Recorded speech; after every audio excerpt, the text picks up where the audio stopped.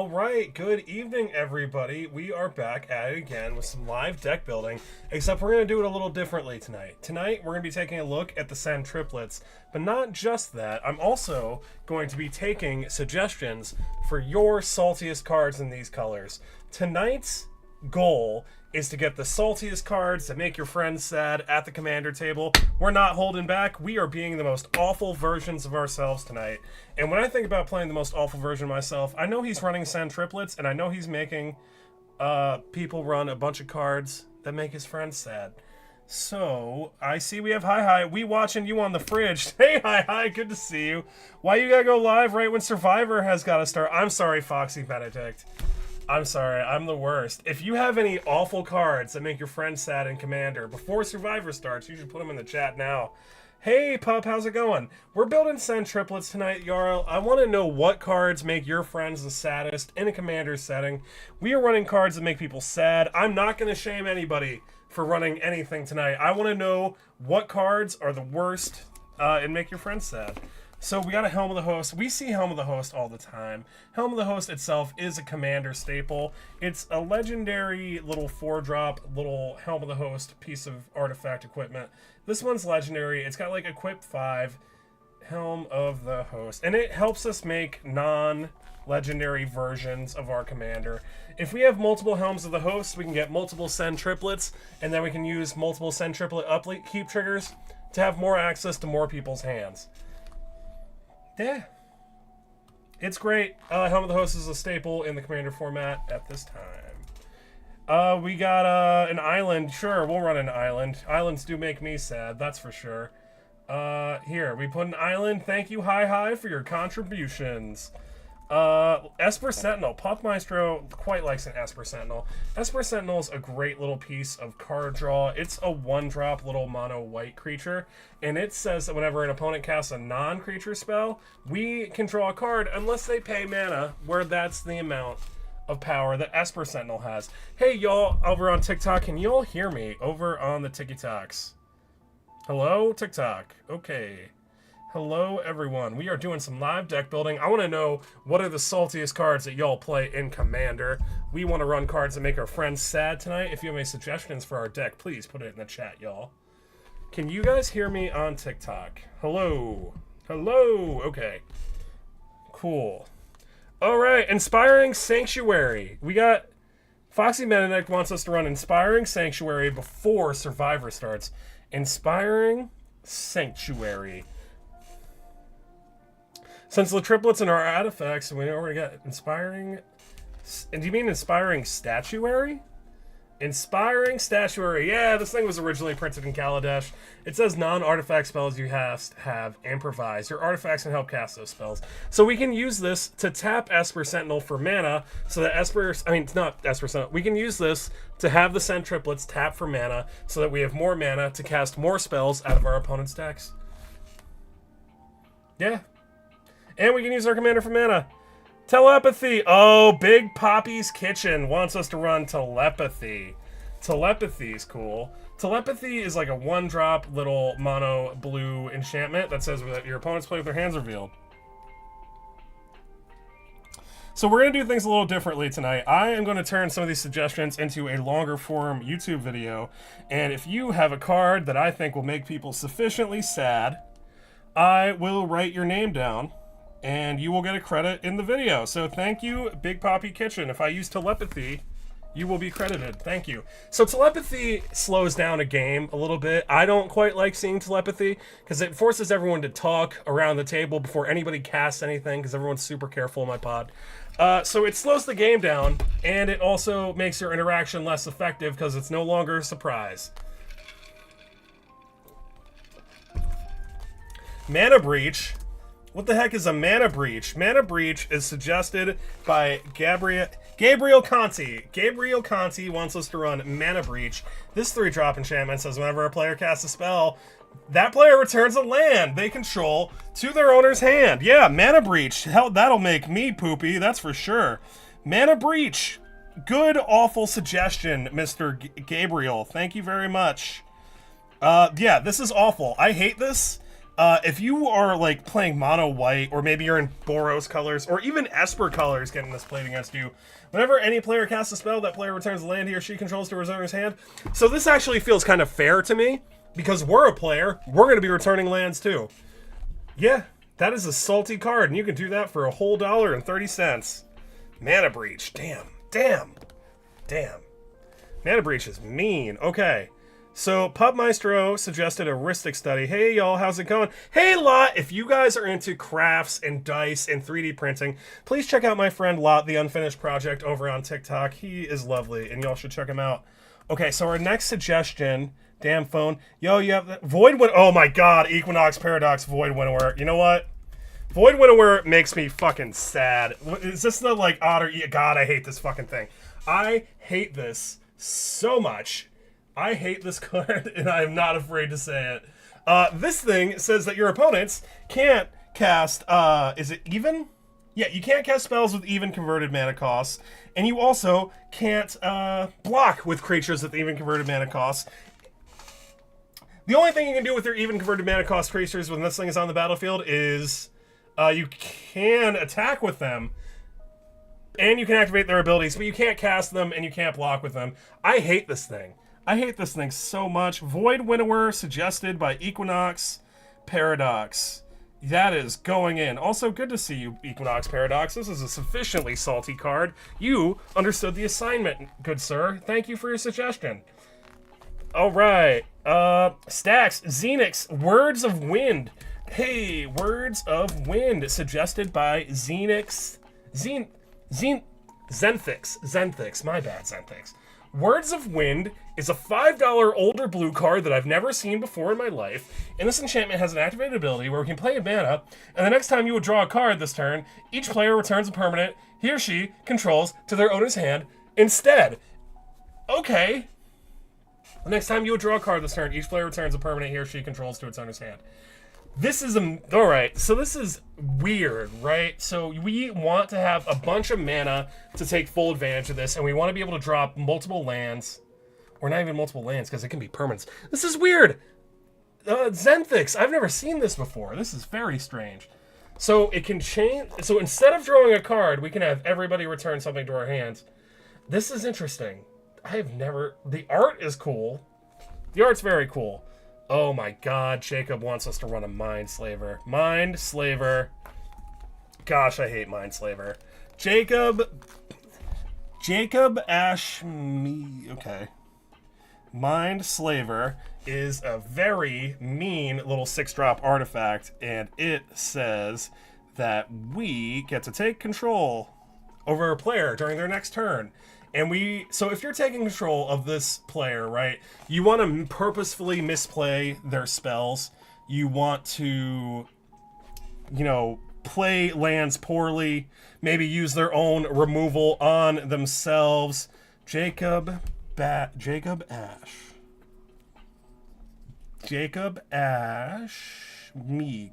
Hey guys, if you want to suggest your meanest cards, please put them in the comments. But we're doing things a little bit differently tonight on live deck building. So if you suggest a card that I find particularly heinous, I am going to write down the card and also your name. And it'll be put into a longer form YouTube video because I'm branching out further into YouTube. Check me out on YouTube if you haven't already. Pretty please. Yo, have you got... Yeah, we got Void Winnower up in there. We got Herald of Leshrac. Dream Demon wants us to run the Herald of Leshrac. Herald of Leshrac. Thank you guys for the 80 likes. I appreciate it. Okay, Herald of Leshrac. I have seen this thing before. This is a 7-mana, $7 flying 2/4. It gets a cumulative upkeep of gain control of a land you don't control, and it gets +1/+1 for each land you own. Each land you control but don't own. This thing is mean as hell, and the way that cumulative upkeep works, it's actually... I don't believe it gets counters. It might get counters. But that cumulative upkeep is going to grab more and more lands for the longer that it stays on the battlefield. So if they don't have removal for this demon, they're just going to lose their lands. And then eventually we're just going to have their lands. And yeah. And when this thing leaves player, each player gains control of the lands. At least it's got that merciful trigger at the end where it leaves play. At least we can get our lands back. This card is mean as hell. If you can double up your upkeep triggers, this thing will be absolutely coconuts. Dream Demon. Dream Demon with the Herald of Leak. Thank you, Dream Demon, for the suggestion. I've never seen the Herald of Leak in play, and I don't think I'd want to. Big Poppy's Kitchen wants us to run Oppression. Oppression had a semi-recent reprint in the Enchanting Tales of Eldraine, or the Wilds of Eldraine, like a year or two ago. This little 3-drop says whenever a player casts a spell, that player discards a card. It's fair, it's balanced, it's $1.50, and it had a recent reprint. I feel like this isn't game breaking. Like, if this is the only effect on the battlefield that's making me sad, I'm gonna be fine with it. I can be really selective about what I'm casting and play around this thing. It's mean, but it's like semi-expected, you know? There are some other things quite like Oppression. I'm having a hard time coming up with the names. If you guys know the cards that are like this, I think there's a 5-drop that does something like this, but it does it like a little bit more. Like maybe there's some loss of life attached to it, if I remember right. Overburden. Overburden. Overburden. Overburden is a mono blue enchantment for $10. Whenever a player puts a creature card into play, that player returns a land he or she controls to its owner's hand. I like that. Okay, so at least it's a non-token creature, right? So it says creature card, right? So I don't believe tokens count for that. So that's mercifully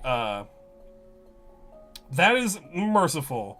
That I don't believe it counts for tokens. If it counts for tokens, someone please correct me in the chat. I humble myself every time I turn this webcam on. So we saw an Overburden. Who suggested Overburden? Gabriel Conti. Okay, Gabriel Conti. Again, Gabriel Conti. Thank you again, Gabriel, for your suggestions. I think that's your second one. Oh, right, that is Overburden. And then I saw a Zurs Weirding. I don't remember what Zurs Weirding does, but I remember it goes absolutely fucking crazy in the Send Triplets deck. And yeah, Zurs Weirding is a 4-drop. It says that players play with their hands revealed, and if a player would draw a card, he or she reveals it instead. And then every player may pay 2 life, and if that player does, put that card onto its owner's graveyard. Otherwise, that player discards a card. I hate this. This thing is absolutely nuts. Players can't play with their hands revealed. So, if we're playing the Send Triplets, I just run Send Triplets because when I think about the meanest cards in Commander, they're usually in Send Triplets deck, at least in my experience. And this thing will let the Send Triplets player be able to look at everybody's hand all the time, and that way they know way easier which person to pick for their upkeep trigger to play spells out of. This thing's cool. It also just says no. Like, if someone's going to draw something cool, we can pay few life, and then that player puts it into their graveyard. It's nuts. It's mean. You could see the answers coming, and then you could pay life to make sure they ain't got access to them.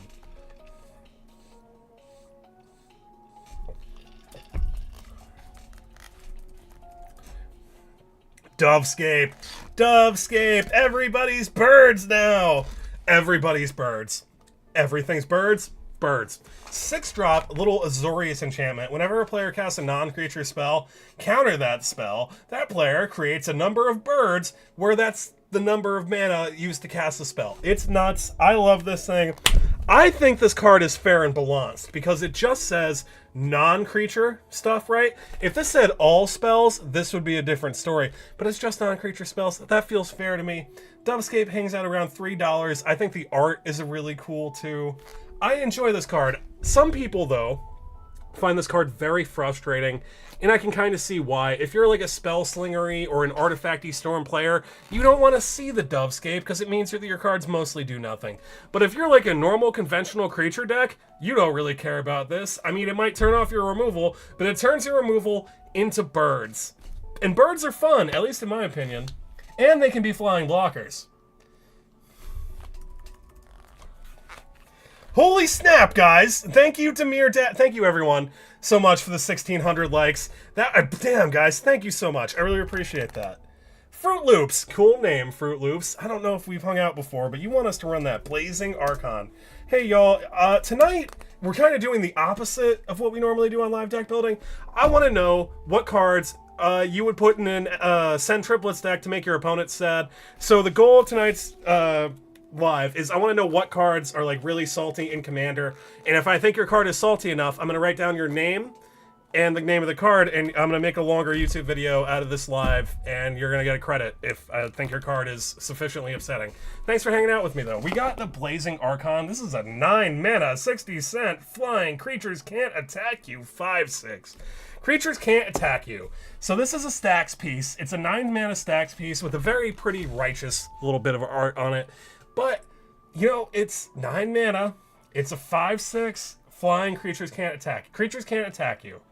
So so creatures can't attack you isn't the same as like you have protection from creatures. There's an angel that I think is a little bit more money than this, but it can give you protection from creatures, and protection from creatures means you can't be targeted by their abilities. Thank you, Big Poppy's Kitchen, for the follow. I appreciate it. I'm BGM. I use green screen effects to make silly little Magic the Gathering content over the internet. And on live deck building, we do live deck building where I pull up a commander over here, and then y'all tell me what you would put in it, and then if you see your card over here, it can be put to a Moxfield deck list, and y'all can see what other people suggest for our commander in that deck list. So we got suggested an Unstoppable Slasher from our friend Gabe.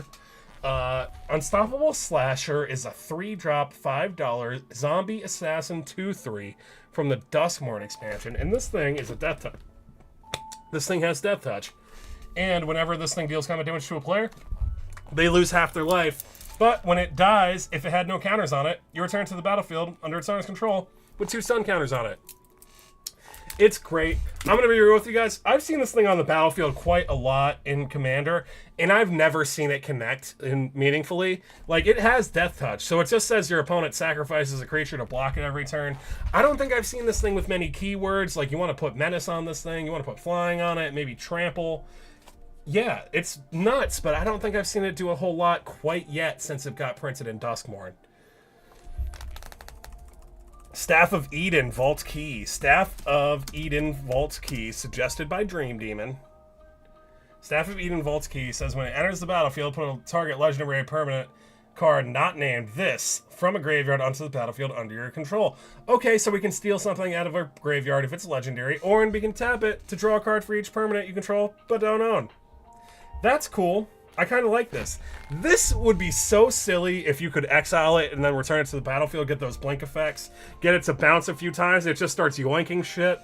I feel like that's the potential of this thing. I would want to blink it. If I'm running this thing, I'd want to be able to blink it. Alright, before that suggestion though, Pup Maestro wanted us to run Contamination. You say Contamination gets a... Contamination does get a lot of hate, right? This is the one that forces us to sack lands, right? Contaminated Bond, Contamination, Contaminated, Contamination. 3-drop enchantment at the beginning of your upkeep. Sacrifice Contamination unless you sacrifice a creature. If a land is tapped for mana, it produces black instead of the other types it would normally produce. This thing just turns off people's lands. It says that 5-color decks have an awful time. It is mean, but it is, like, kind of fair. At least it has the built-in sacrifice trigger that if you no longer want this, you can get rid of it. Yeah, at the beginning of your upkeep, you sacrifice it unless you sacrifice a creature. This is a mean card, though. And if this isn't a token deck or like a mono-black token deck, you ain't never going to be tapping for anything but black. Mean card. Pup Maestro. Pup Maestro with the Contamination. Contamination. Thank you, Pup, for the suggestion. Alright, next suggestion. We have... Telepathy is already in there, Tiny Bones. Also, hello, Tiny Bones. Paradox Haze is also a handy one. Yeah, what is Paradox Haze? Paradox Haze, not a card I'm familiar with. Sounds blue. Of course it's blue. It is a 3-drop little aura. It's an uncommon. I don't know what set that's from, though. It does give us an upkeep trigger. And at the beginning of Enchant player's first upkeep each turn, that player gets an additional upkeep. 10 out of 10. That is a great effect for us. I'm going to put my lens wipes out of camera. So I quite like that because we have a commander with an upkeep trigger. And if we can double up those upkeep triggers, we can select multiple opponents and cast spells out of multiple people's hands. Yeah, this thing's very cool. Everything that says we get an additional upkeep is great in this deck. Thank you for the suggestion.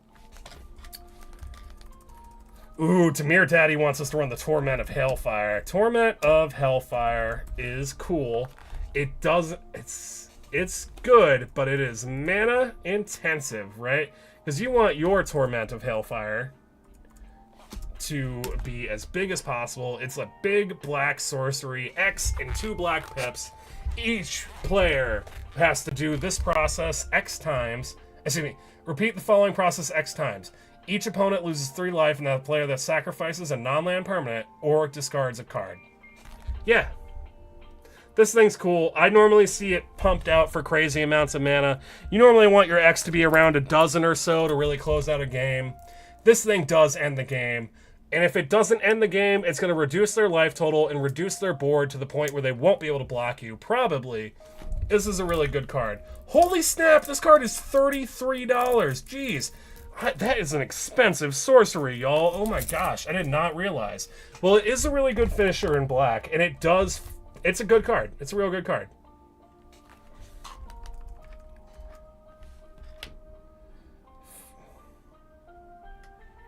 Ensnaring... I saw an Ensnaring Bridge. Tiny Bones wants us to run the Insnaring Bridge. Ensnaring Bridge, it says that, like... It's single combat, right? And nope, Ensnaring Bridge says that creatures with power greater than the number of cards in our hand can't attack. That's cool. Alright, so yeah, this thing's $13. It's a stacks piece. It's going to prevent people from swinging at us. Well, I don't know about that. We might have quite a big hand if we're going to be casting spells out of other people's hands. So, it does sufficiently make people very sad. So, Tiny Bones, thank you for the suggestion. You are making it onto the list, Mr. Tiny Bones. Tiny Bones with an Ensnaring Bridge. That is a sufficiently frustrating card. And if your deck can take advantage of emptying your hand, it might just mean that your opponents can never attack. Mean card. Tiny Bones understood the assignment. Thank you, Tiny... Holy snap! Thank you guys for the 3,500 likes on TikTok. I really appreciate it. Thank you. Hey everybody, I'm BGM. I make silly little Magic the Gathering videos all over the internet. And on live, we do live deck building. If you want to suggest a card for our Sun Triplets deck, we are going for a theme of being the most upsetting people at the table today.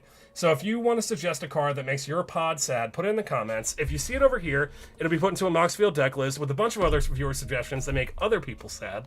And you guys can see all those cards that make people sad on my Moxfield profile. Thanks for hanging out with me.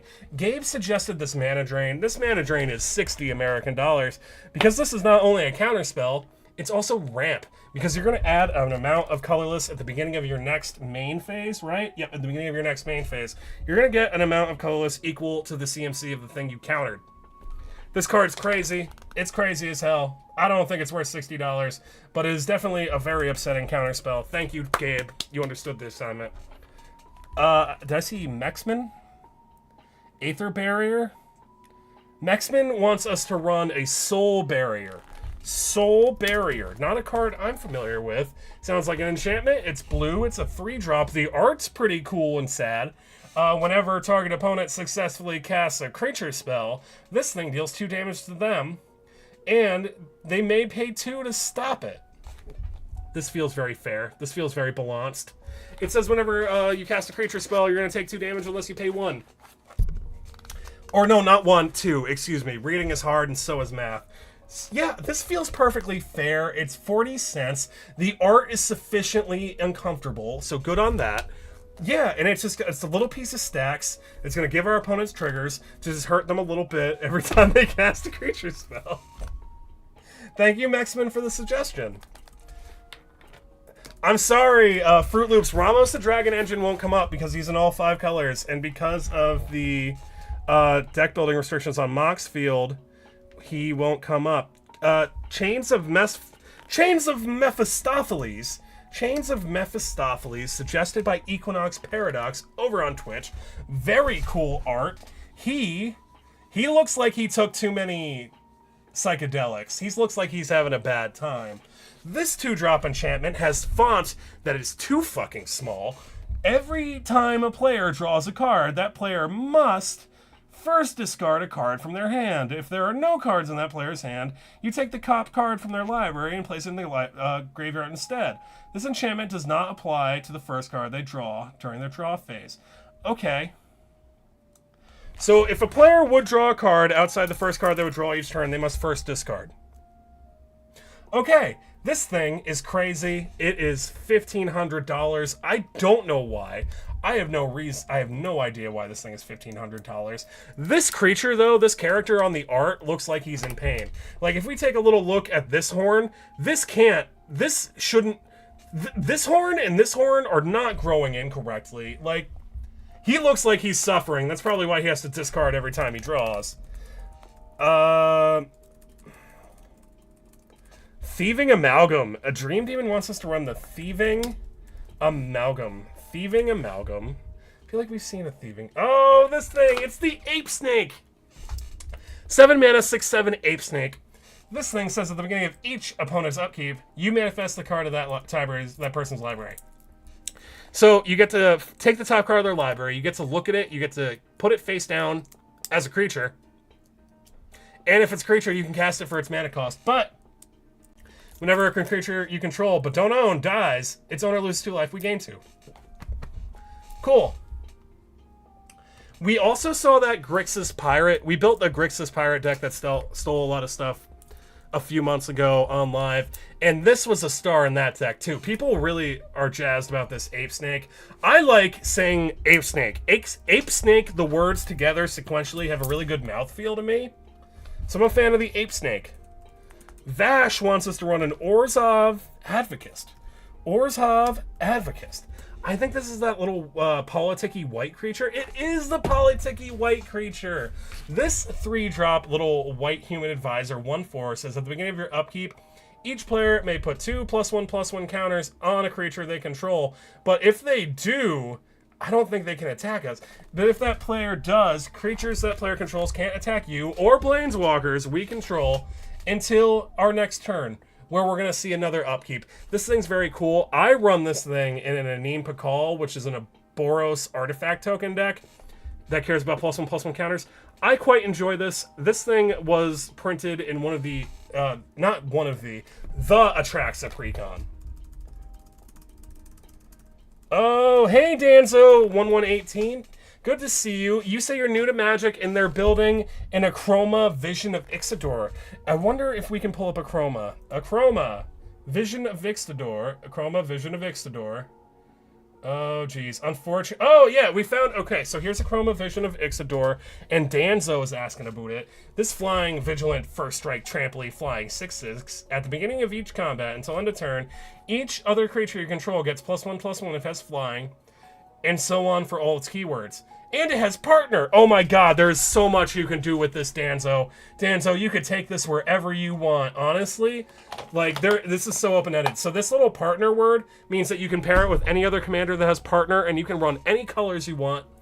I don't know. There's almost no wrong answers. Like, actually, there just aren't any wrong answers in a partner deck. Honestly, great place to start if you're just getting into Commander. I suggest a partner deck. I put out a video today about my favorite deck, which is a partner deck. It's on my YouTube channel. Danzo, just run creatures with keywords and a Chroma will work. If you want a suggestion for that, I quite enjoy this Audri. Audri Lunar Marshal is a legendary little white drop 3/3, and it says that we share keywords every combat. Not just our combat, it's every combat. Each combat, our creatures will share keywords. And I think this would be really cool in a Chroma Exxidor deck, because this thing will cares about the number of keywords. And if Audric's putting all those keywords all over the place amongst your creatures, that's what I'd do with a Chroma. Thanks for hanging out, Danzo. We're gonna get back to our Saltiest cards and Fruit Loops with the Reins of Power. Fruit Loops, I quite enjoy this card. When I first started making MTG content, I was really hot on this card. This card has seen quite a few prints. This is a 4-mana blue instant that lets us swap boards with one of our opponents. Untap all creatures you control, and all creatures target opponent controls. You guys swap creatures until end of turn, except the creatures get haste. This thing's insane. You can use it defensively while you're being attacked on other people's combats. to psych them out, or you could wait until an opponent has a winning board state, you could grab it, and then you could smack them with it to remove them from the game. Reigns of Power is a crazy good card, and Fruit Loops, thank you so much for the suggestion, Fruit Loops. Alright, that's Reigns of Power. Yeah, Reigns of Power, excellent. Excellent fucking card. Alright. Oh my god. Uncle Dunkle wants us to run Winter Orb. Thanks, Uncle. Let's talk about Winter Orb and how fucking sad these polar bears make me. Okay, this is a sufficiently upsetting card. This is a $13 little 2-drop that says no player may untap more than one land during his or her untap steps. I fucking hate this card, if I'm being real with you. This is like the opposite of fun to me. It is... You know what? Who put this Winter... Uncle Dunkle? Uncle Dunkle, you have a very fun name because it rhymes, but also you understood the assignment. Good job, Uncle Dunkle. Uncle Dunkle. Uncle Dunkle. Alright, guys, if you are a little confused about why I'm writing stuff down during live deck building, we're doing something a little bit different tonight. If your card is sufficiently upsetting, I'm going to write down your name with your card suggestion, and I'm going to talk about these cards in an expanded fashion for a later video. And if you suggested the card to me, I'm going to credit your name in the video. So thank you so much for hanging out with me. Angel of Hope, thank you so much for the... Y'all, check out my friend Angel of Hope. She started making content around the same time I did, and she's lovely. Please check her out. Corvold, for this deck, Sleeper Agent. Yeah, Sleeper Agent.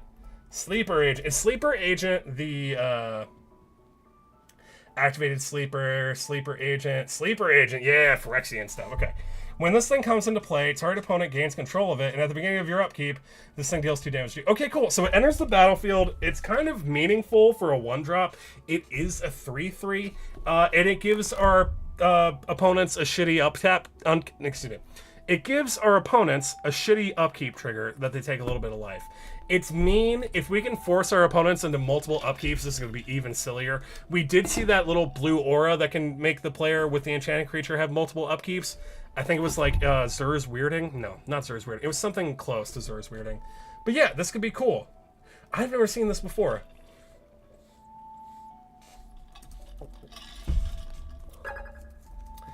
Alright, Caleb, thank you so much for the suggestion of Telepathy.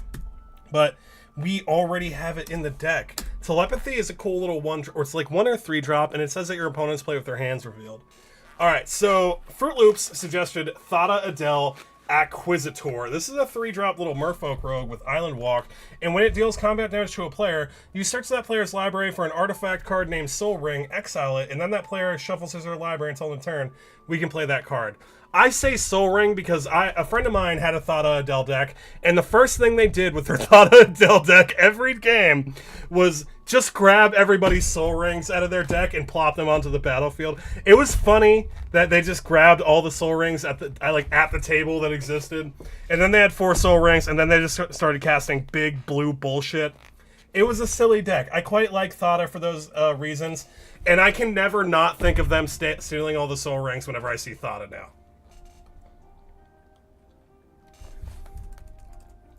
Empress Galina.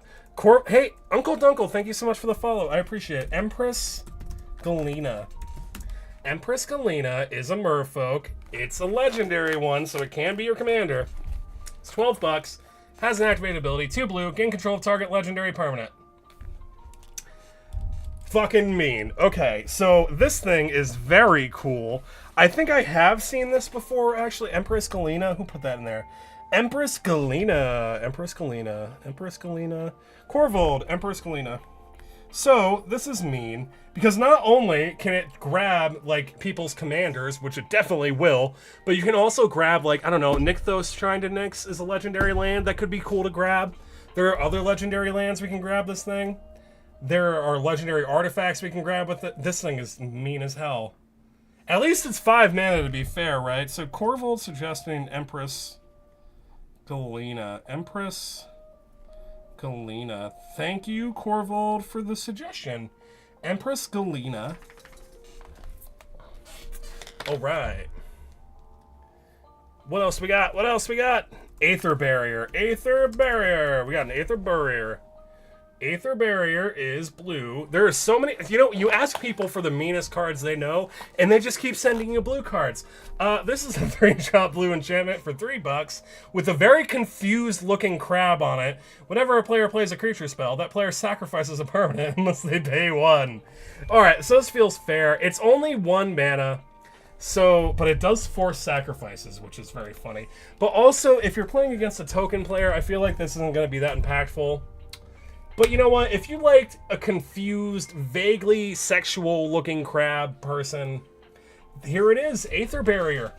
Also, it has that A and E combo for the Aether that they used to do whenever they printed the word Aether on a Magic card, which I kind of miss. I think they stopped doing it during Kaladesh was the last time we saw that, or was the time after. Uncle Istvven. Uncle Istvven, thank you, Gabe. Let's talk about an Uncle Istvven. Uncle Istvven is a mono-black legendary Uncle Istvven for 4D American cents. And this thing says that it's all damage dealt to this thing by creatures is reduced to 0. Okay, here he is. He's black. If you care about mono-black devotion, he does have 3 black pips. If I'm being real with you guys, I'm not sure I would run... Like, I don't think that's impactful enough. Like, if you just want him to block all day... If you want him to block all day, and, like, that's what your deck wants to do, and, like, you want to give him a Pariah Shield or something, I guess that could be cool. I still don't see it, and I know that it's you that keeps putting that in here, Gabe. Bribery! Bribery. Bribery. Is Bribery where you search somebody else's library and put shit out? Yeah, I love this thing. This thing is amazing. This is like the Why Are You Hurting Yourself card. Who put this in here? Fruit Loops, another great suggestion. Bribery is a 5-drop little mono blue source that says you search target opponent's library for a creature card and you put it directly onto the battlefield and then you listen to them complain. It's amazing. Highly recommend. Also, it lets you look at your friends' decks, which is interesting. Notable about my experience with this card is it can take a while, right? Like, if you're gonna play this thing, don't hold on to their deck for 10 minutes and, like, measure all the most appropriate actions. This card, cons for me for this card is that it can take a few minutes to resolve a Bribery. But it is undeniably very fun, and if you're playing with people you know and you know their decks, you already know what you want when you cast this thing. Like, if you know your friend is running Eldrazi in their top end, you could shit out an Eldrazi Titan with this thing for 5 mana. That's pretty good. Or, like, a Valgavoth could be a cool hit for this thing. Has to be a creature, though. Has to be a creature. A little restrictive. But still, I enjoy it. $9. Real good. Real good card, Bribery. Thank you, Fruit Loops. God damn, this card is... Yeah, hey, Mateo, how are you doing? Oh my god, Armageddon. Armageddon.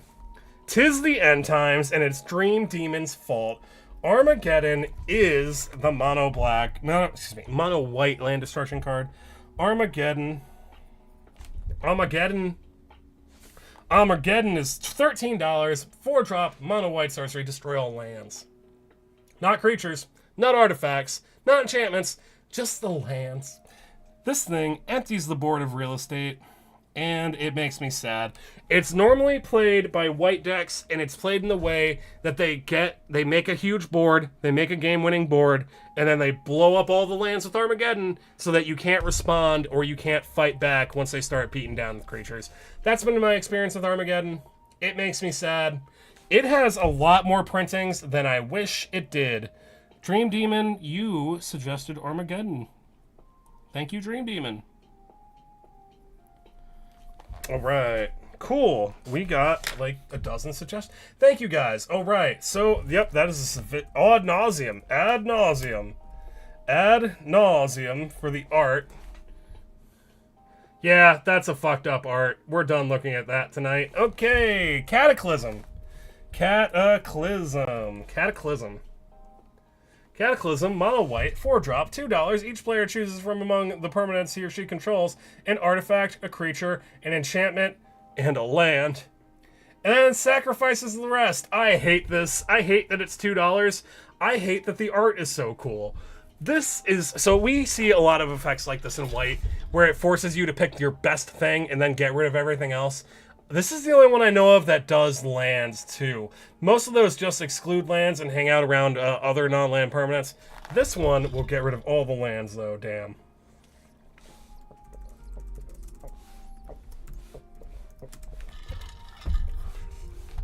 Grand Arbiter Augustine. So this guy was one of the only multicolored game changers for a while, but this 4-drop says that white spells cost 1 less to play, blue spells cost 1 less to pay, and if they're both types, they cost 2 less to pay, and spells your opponents cast cost 1 less to pay. 1 more. Excuse me.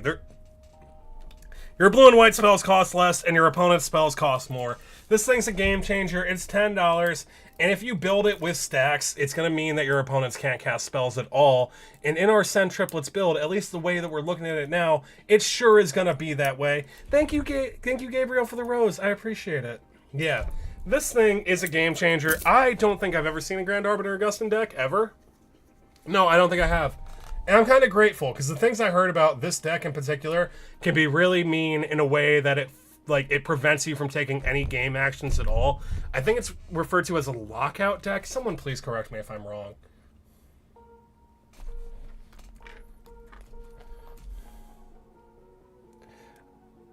Emergence Zone, suggested by Sunny Eric. Emergence Zone.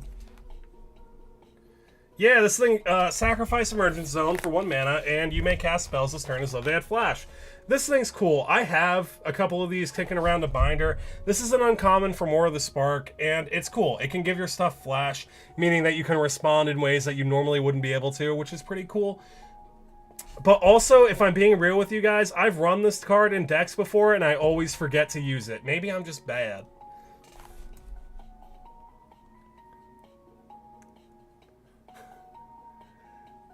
Wrong Turn. Yeah, let's pull up Wrong Turn. Thank you so much for the compliment on that video, Mateo. I really appreciate it. Those longer videos take like 10 times as long as my regular short film. So thank you, Mateo. I really appreciate you watching it. Thank you. Wrong Turn is a 3-drop blue instant. It's $1, and it says that target opponent gains control of target creature. If an attacking or blocking creature changes controllers, it's removed from combat. Hell yeah! Okay, so I'm going to tell you what. I really love that this thing has reminder text on it. If an attacking creature changes controllers, it's removed from combat. I feel like they should put that reminder text on Reigns of Power. Check out Reigns of Power if you haven't already. It's in the Moxfield deck list. It's an instant kind of like this, except it does the whole board. It is so good. This is cool too. I love that it's a 3-drop instant. I love that, like, you can do this politically, too. Like, if there's a big-ass creature about to kill one of your opponents and you don't want your opponent to die, you can just give the dying opponent the creature that's going to murder him at instant speed. I quite like this. I like that it's $1, too. I feel like this also makes for really impactful and, like, really memorable gameplay moments. I quite like this card, just in general. I don't think it's super salty or super upsetting, but I just think it's really mechanically interesting. Like, it's so simple and it's so open-ended. Very cool suggestion. And it's only $1. Great card. Very great card. Boon Weaver Giant. Boon Weaver Giant, suggested by Pup Maestro. Boon Weaver Giant is a 7-drop, 40-cent 4/4 monk with an ETB trigger to search your graveyard, hand or library for an Oran card, and put it onto the battlefield attached to this thing. If you search your library this way, shuffle it. This thing's cool. It's a 7-drop. I imagine you run it in aura decks or enchantment style of decks. It's not a little bit, it's very pricey. 7 mana is a lot for this effect, even on an ETB. And you know what? You can find some really mean things, though. Like, there's an aura... Like, if I'm playing this thing, and I have a lot of... Like, 7 mana for this effect is a lot. So, if we're running 7 mana, I would grab Eldrazi Conscription. Eldrazi Conscription feels like the top end of an aura to grab with that last card, that Boon Weaver Giant. Eldrazi Conscription is an 8-drop little Eldrazi aura. It's an Eldrazi type spell, so it matters for your Eldrazi tribal triggers. Enchanted creature gets +10/+10, has trample and Annihilator 2, and that's a game-ending creature right there, y'all. It's cool. I like it. And also because Eldrazi Conscription has seen a few reprints, we can get it for only $3 now. This card used to be quite a bit more than $3. I really like that it's cheaper now. Also, there's always a response when this aura hits the battlefield. It's never a silent table when this thing happens. I don't know. I like this card quite a lot. Hey, Geki, how are you doing? Smokestack. Oh my gosh, Smokestack. Smokestack. Oh, is this the... I'm not... Is Smokestack where the word stack comes? Please, I don't know. I'm a bad Magic player, I don't know. Okay, but Smokestack, we got a little 4-drop artifact. At the beginning of your upkeep, you may put a soot counter on your Smokestack, and at the beginning of each player's upkeep, that player sacrifices a permanent for each soot counter on Smokestack. Okay, yeah, so this one's going on the list. Sunny Eric. Sunny Eric with the Smokestack. Sunny Eric Smokestack. This card is nuts. It will force your opponents to sacrifice their lands eventually. Mean card, especially if you can proliferate the counters or make it indestructible or make it hard to interact with. Very mean. Very, very mean. I hate that it's only $2. Welcome to Send Triplet Stacks. It is very mean. Alright, World Queller. Taterhead17 wants us to run the World Queller. Because it can make your land's opponent sack. World Queller can force land sack? World Queller. Not a card I'm familiar with. World Queller has a rad-ass art, though. This 5-drop mono white 50-cent 4/4 gives us an upkeep trigger to choose a card type, and if we do, each player sacrifices a permanent of that type. Honestly, this feels fair to me. It's 5 mana. It needs to see an upkeep before it can do its ability. It's kind of a low, not super relevant body, a vanilla 4/4. Yeah, this thing's perfectly playable. If you were wanting, like, well, this thing's in white. Like, I would imagine Turgid would really enjoy this card if you could find, an Orzov deck that would run Turgid. This thing could be really cool in it. Yeah, this thing makes me think of Turgid. And what else? What else does this make me think of? In white, this is kind of a rare effect. Well, it's fair that we also have to sacrifice stuff. So I guess, yeah, fair. Fair. Lethal Vapors. Lethal Vapors is rude as hell. When I think of Lethal Vapors, I think of the game ending because... Oh, wait, no. I'm thinking of like Chain of Vapor or something. Lethal Vapors is a 4-drop mono black enchantment that says whenever a creature comes into play, destroy it. And you can activate this enchantment for 0 to destroy it, and you skip your next turn. Any player may play this ability. I have lost to this card. I have lost to this card so many times because I decide that I need to be responsible and I need to skip a turn to get it off the battlefield, and then I eventually lose that game. I am normally the person that skips a turn to get this thing off the battlefield, and that's why I normally lose. It's mean, but, like, it's not mean in a way that makes me, like, want to flip a table. Because it's voluntary, right? Like, you can not play creatures, or you can be a man about it and you can just sack a turn to this thing. I've sacked turns to this thing, and I don't think it's that frustrating. But also, I lose to this. I am a shill, and I always pay. You can combo it with Teferis to win by skipping your turn. Next turn, a player move. Oh, wait, so you just never come back in? Are you exiled forever? Weeping Angel of Doctor Who fame is a black card, I believe. Nope, it's a Dimir card. It's an alien angel. It's a flying 2/2. Excuse me, it's not flying. It's a flashy, first striking, vigilant 2/2. And whenever an opponent casts a creature spell, if this thing isn't whenever an opponent casts a creature spell, this thing is not a creature until end of turn. And if Weeping Angel would deal combat damage to a player, prevent that damage, and that creature's owner shuffles it. Oh, if it would deal combat damage to a creature, prevent that damage, and it gets shuffled into its opponent's library. So this is a Doctor Who card. I am actually a little bit familiar with the Weeping Angels from Doctor Who. You have to look at them. They can move unless you're looking at them, and if they touch you, they send you back in time. So they touch a creature, and that creature gets sent back into the library, which makes sense. That's probably why it's got first strike, so that it can deal its damage, get its trigger off, and remain on the battlefield. It's interesting. It's 50 cents. It's got some cool alternate arts. Oh, Geki. We already talked about Winter Orb, Geki. We're going to talk about an Ancient of Treachery, though, from Dream Demon. Agent of Treachery, the best little awful blinking creature.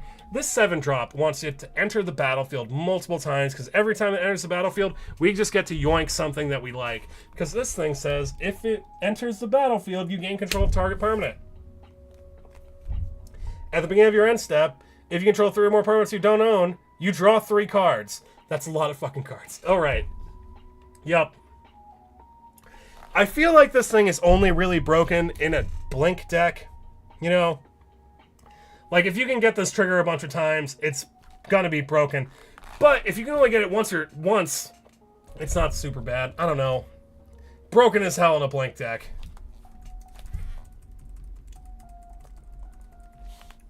Zanithar Guild Kingpin is a 6-mana little legendary beholder that does not fly, but at the beginning of your upkeep, you choose an opponent, and until end of turn, that player can't cast spells. We can look at the top card of that player's library anytime, and you may play the top card of their library, and you may spend mana as though it were mana of any color to do it. This is just another way for us to cast spells of our opponents. Send triplets can pick the hand. This thing can pick the top of the library. I kind of like it. It's $4. The art is probably the coolest part. I think the artist did such a good job on this card. Kieran Yazzer did an excellent job on this. He looks like he wants to be friends. Cyclone Summoner. Cyclone Summoner. Cyclone Summoner. Cyclone Summoner is a 7-mana giant wizard, 7/7, from Kaldheim. When this thing enters the battlefield, if you cast it from your hand, return all permanents to their owner's hands, except for giants, wizards, and lands. At least it's symmetric, right? So this person, you suggested this alongside... Taterhead suggested it alongside Cyclonic Rift. Yeah, this is cool. At least this one's symmetric. It's going to hit us too, which is going to be a bit bummer, especially if we have a bunch of permanents that don't belong to us. But other than that, this is a perfectly playable little 50-cent kind of board wipe. Yeah, board wipe. This thing's a board wipe. No Mercy. No Mercy is $20. It's a 4-mana mono black enchantment that says whenever a creature deals damage to you, destroy it. Well, that'll do. That'll do. Gabriel, thank you so much for all the suggestions. I think this is your 3rd or 4th one.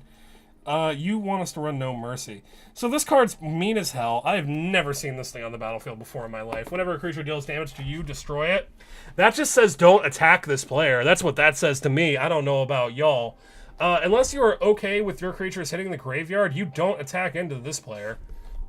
Good card. Very crazy art, though. Kind of hard to tell. Oh, is that like a Phyrexian invasion? I don't know. Oh, it is, yeah, because it's got Carrick in it. We had years to prepare while they had mere minutes. Yeah, they're about to have a bad time. I don't run CDH, I just do regular, but I run Animar, Soul of Elements, Eldrazi type. Well, yeah, of course you gotta stuff Eldrazi's in your Animar deck, because then you can cast them for free. That's just being a good Animar player. Notion Thief, this thing... newsflash, everybody. As of April 22nd, this thing, Notion Thief, is now a game changer. And I kind of think it should be. This is a little Dimir creature, 4-drop with flash, and you want to flash it in for maximum saltiness, because this thing says if an opponent would draw a card, except the first one they draw in each of their draw steps, instead, that player skips that draw, and we get it instead. It is absolutely nuts. It can just yoink all your opponent's draws. If they have like a Rhystic Study and people aren't paying for it, it's now your Rhystic Study. If it's an Esper Sentinel, same thing. It's mean as hell. It does so much. It gets you so much advantage. It is so good. I don't recommend it because it can really fuck up your opponent's game plans. It can really just turn off their deck entirely if they really need those cards. It is undeniably a mean, mean card. Who put this in here? Notion Thief. Notion Thief? Notion Thief. Who put Notion Thief in here? Who is the Notion Thief? Adam Murray. Adam Murray. Suggested Notion Thief. Yeah, and then I saw another thing that just got turned into a game changer as well. We saw it wasn't secure. Narset Parter of Veils. Yup, that's the one. Narset Parter of Veils. Narset Parter of Veils came out in the Ward of the Spark. It's a 3-drop mono blue Narset that says each player can't draw more than one card each turn. Period. Full stop. And honestly, don't even read any of the other words on the card. Don't activate her. She can do a little bit of card advantage, but it's restrictive. Just keep her on the battlefield. Keep her at that 5 loyalty. Stop your opponents from drawing cards. That's what she's there for. Also, what's really interesting about this game changer is it's only $150. That's interesting. I did not think that. I kind of think this thing was going to be more. It just became a game changer. Yeah, that is a cheap fucking game changer. Very cool. Hey, Philip Adams, how's it going?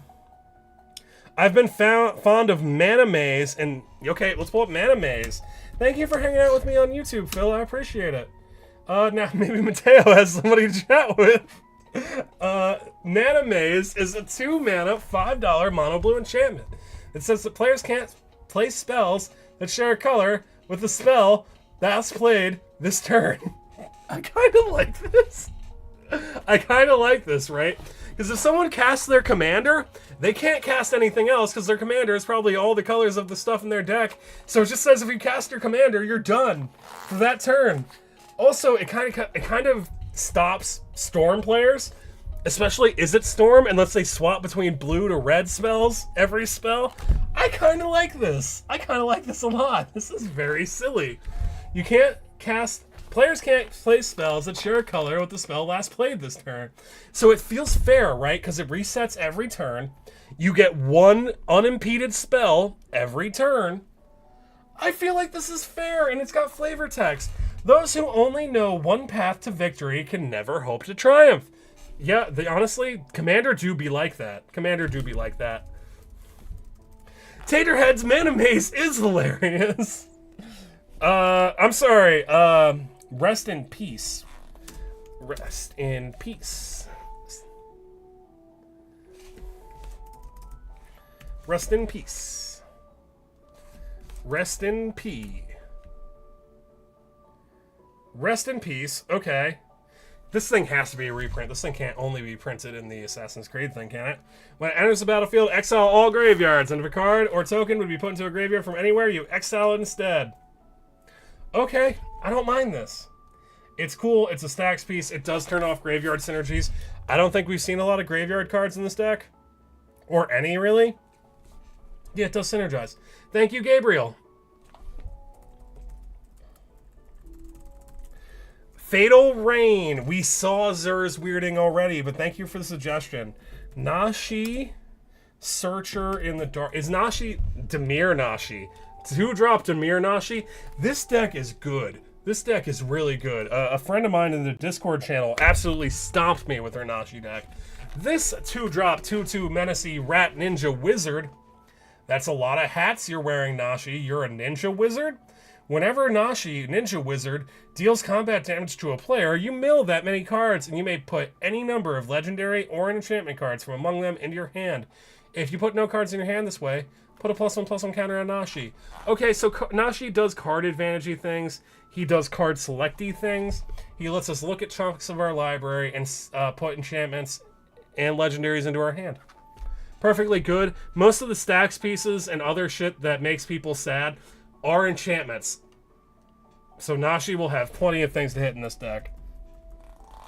Static Orb. Static Orb, suggested by Geki. Well, I tried building them once and got killed immediately every time. Static Orb is a 3-drop. It's $5.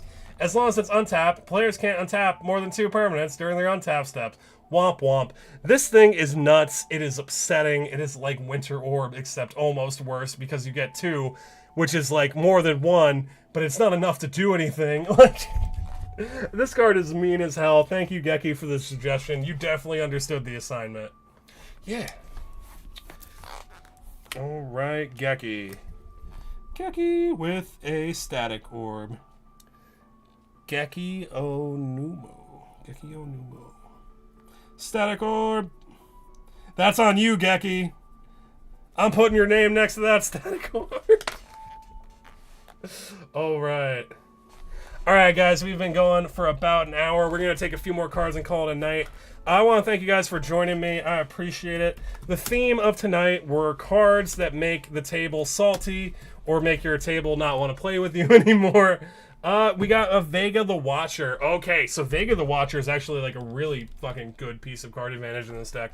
Because our Sand Triplet deck isn't going to be casting many of our spells, we're going to be casting our opponent's spells. And Vega says that when we cast a spell from anywhere that ain't our hand, we draw a card. So it'll turn all our opponent's spells into card advantage on top of what they were already providing us. Also, this thing's only 50 cents, and it's a 2/2 flying blocker. Highly recommend Vega. If you're casting stuff from exile or you're casting your opponent's spells, Vega will get you a ton of cards. Also, he's very cute and he's got lots of good art. There was a theme. I just saw Send Triplets and immediately said, oh, we're building stacks. I don't know why everybody feels that way, but like, yeah, and when I wanted to put the saltiest cards in Commander in a deck, I'm like, oh, what Commander should we run for live deck building? That's easy. Send Triplets. Like, thank you, Octavio. I appreciate it. Thank you for the follow. Gix Yog Gloop Schnoop wants us to run Gix. I quite enjoy Gix. Gix is a little like legendary 3-drop, and he can do card advantage-y things. Gix Yawgmoth Praetor is a legendary $4 3/3. Whenever a creature deals combat damage to one of your opponents, its controller may pay 1 life, and if they do, they draw a card. And you can pay 7 mana, discard any number of your cards, and exile the top X card of target opponent's library, and you may play lands and cast spells from among cards exiled this way without paying for them. Gix is nuts. I've seen a mono black Gix decks, and it was really good. You just get a ton of mana, and then you cast your opponent's libraries by discarding your own hand. It's cool. I enjoy a Gix. Also, that card advantage-y thing, whenever a creature deals combat damage to one of your opponents, its controller may pay 1 life. They do draw a card. You got yourself some tokens, you can get yourself some Gix triggers, and you can fill your hand up over and over again just by swinging out. Endrick Sar pairs really well with Gix because he makes numbers of thralls. Like more than 1 at a time. Gix is cool. I enjoy Gix. I love to drop this as a distraction piece because people hate it and target it. Honestly, yeah, I'll target Gix sometimes too, especially if they got that mana to cast a bunch of free spells on my deck. Thank you, Talon Lamb. I appreciate it. Thank you. Thank you, Talon Lamb. Energy Field. Okay, we're going to pull up Energy Field. I'm sorry, Gabriel. I know you've been putting that one in there a few times. Energy Field is not a card I'm familiar with. Uh-oh, why can I not spell today? Energy Field, of course it's blue. Of course it's an enchantment. It's 2 mana, and it's $1 American dollar. Prevent all damage dealt to you from sources you don't control. And when a card is put into your graveyard, sacrifice Energy Field. Okay, cool. So, this is interesting. This is a stacks piece. It wants to hang out on the battlefield. We also don't want to cast instants or sorceries, because those will go directly to the graveyard.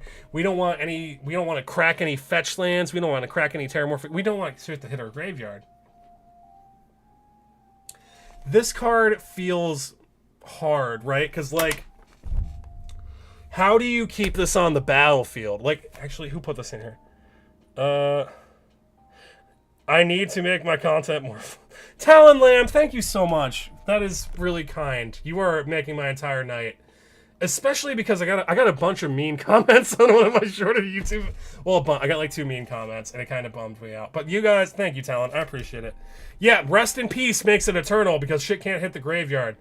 All right. Yep, that'll do it. Hall of Heliod's Generosity. Hall of Heliod's Generosity.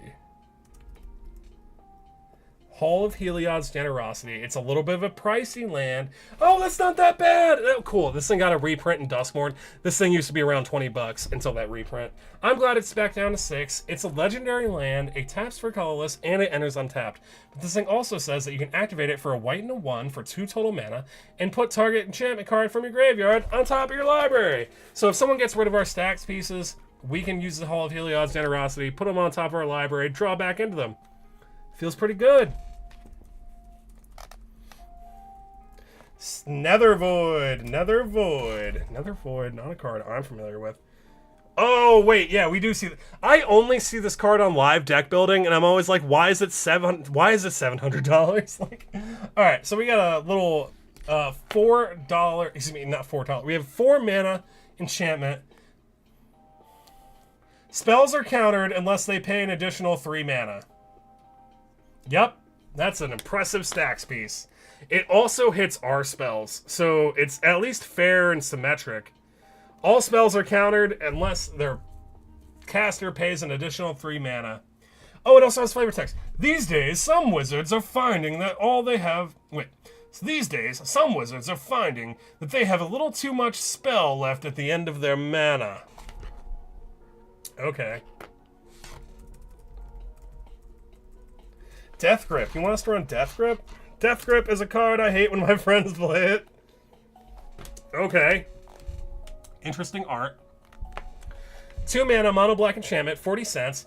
Pay 2 mana, counter target green spell. Play this ability as an enter. What the hell is this card?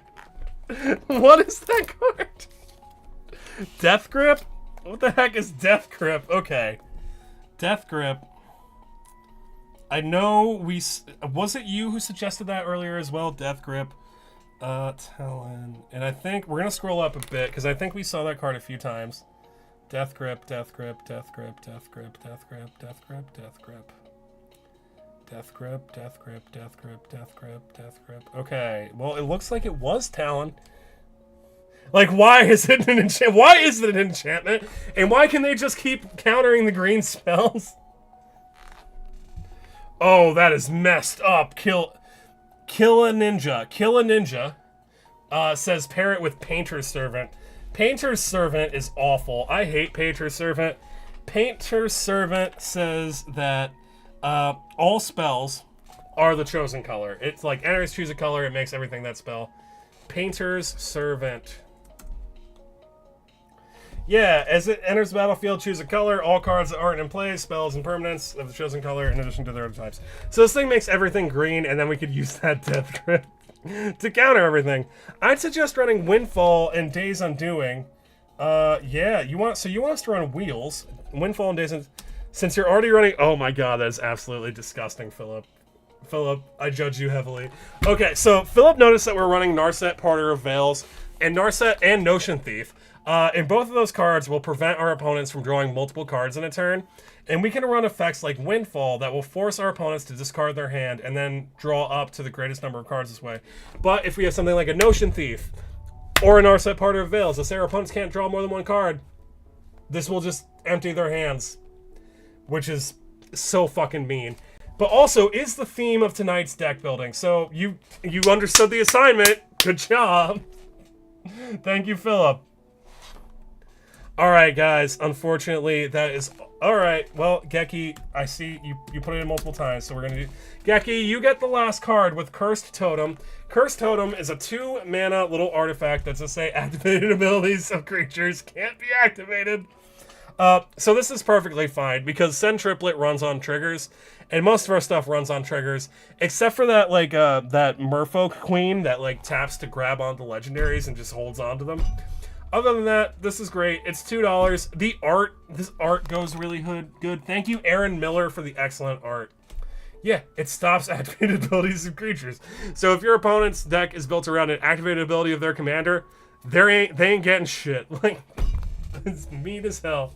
Alright, guys, for the last time tonight, I am BGM, or Bigger, Gayer Magic. I want to thank you guys for helping me work on the Saltiest cards list. We are going to be done for the night. I got quite a few suggestions of some ones that are really noteworthy. I want to thank you guys. if I use your suggestion for the YouTube video I'm making, I will credit you with the name. If you want to follow me on YouTube, Instagram, Blue Sky, wherever, I would really appreciate it. And thank you guys for the 5,000 likes. Oh my god. Thank you guys so much for hanging out with me. I really appreciate it. Oh, Mitchell, you say you were going to suggest Mindslaver. Well, I got good news for you, Mitchell. It's already in the deck. But my armor's off, so that's going to be it for me for tonight, guys. I hope you all have a good night, and I hope that you all draw an appropriate amount of lands during your next